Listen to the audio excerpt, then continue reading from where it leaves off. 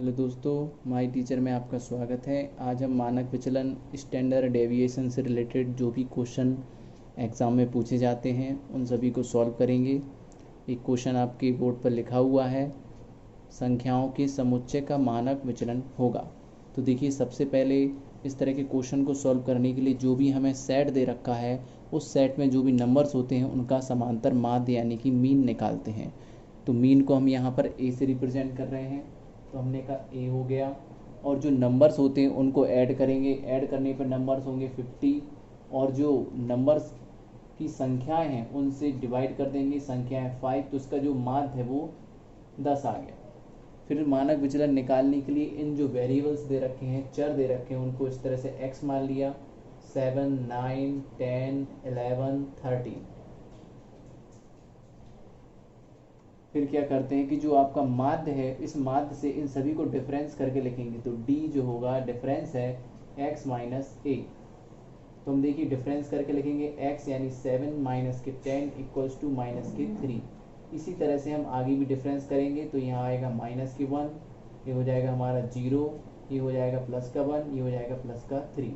फिर ये जो डिफरेंस आया उसको स्क्वायर करके लिखेंगे, 3 का स्क्वायर कराएंगे, माइनस के 3 का स्क्वायर कराएंगे 9, ये हो जाएगा 1 का 1, 0, 1, 9। अब हम क्या करते हैं, जो भी हमारा डिफरेंस का स्क्वायर आया है इसको हम ऐड कराएंगे, ऐड कराने पर जो भी आता है तो हम उसको सिग्मा डी स्क्वायर लिखते हैं। सिग्मा डी स्क्वायर की जो वैल्यू आ जाएगी 9 और 9 18 और 2 20।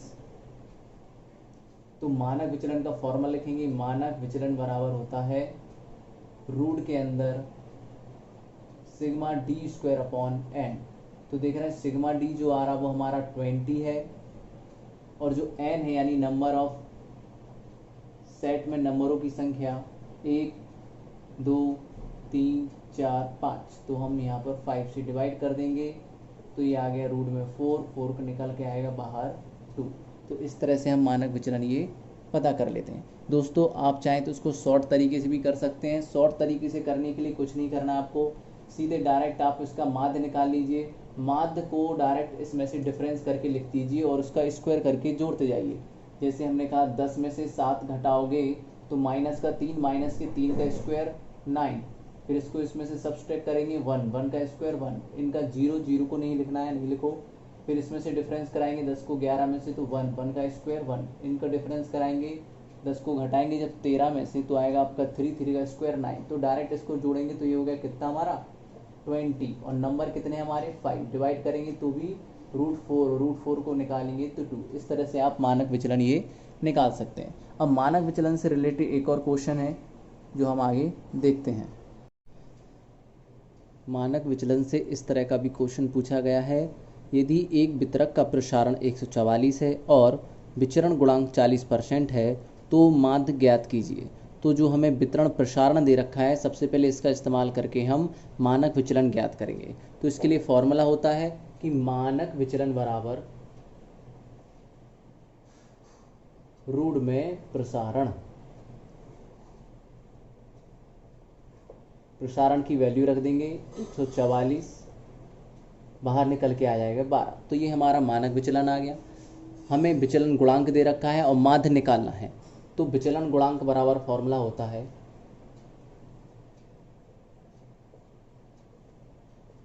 मानक विचलन बटे माध्य। तो देखिए मानक विचलन हमें कितना दे रखा है 12 जो हमने निकाला है, माध्य हमको निकालना है, विचलन गुणांक दे रखा है 40%, तो हम इसकी वैल्यू रख दें 40%। मानक विचलन 12 बटे माध्य।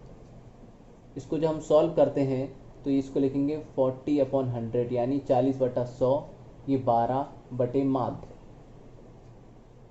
देखिए यहाँ 0 से 0 काट देते हैं, 4 से इसको काट देंगे 3 टाइम्स, तो ये आ जाएगा जो माध्य हमारा यानी मीन जो निकल के आ गया वो 30। तो इस तरह का भी क्वेश्चन रेलवे एनटीपीसी में पूछा जा रहा है। एक और क्वेश्चन देखते हैं, यदि मानक विचलन 12 है तो प्रसारण ज्ञात कीजिए।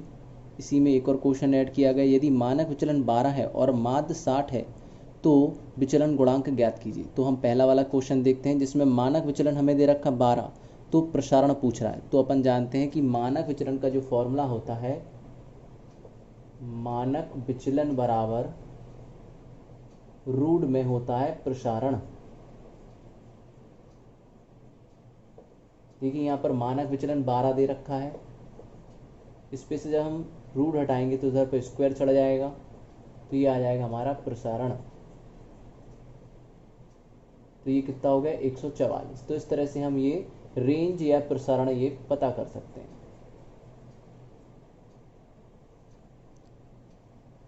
नेक्स्ट देखते हैं, यदि मानक विचलन 12 है और माध्य 60 है तो विचलन गुणांक ज्ञात करना है। तो ये भी बहुत ही सिंपल है, हमें विक्षेपण गुणांक जिसे कहते हैं हम, या विचलन गुणांक बराबर होता है फॉर्मूला मानक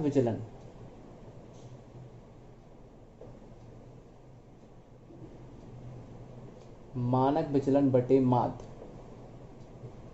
इनटू में 100।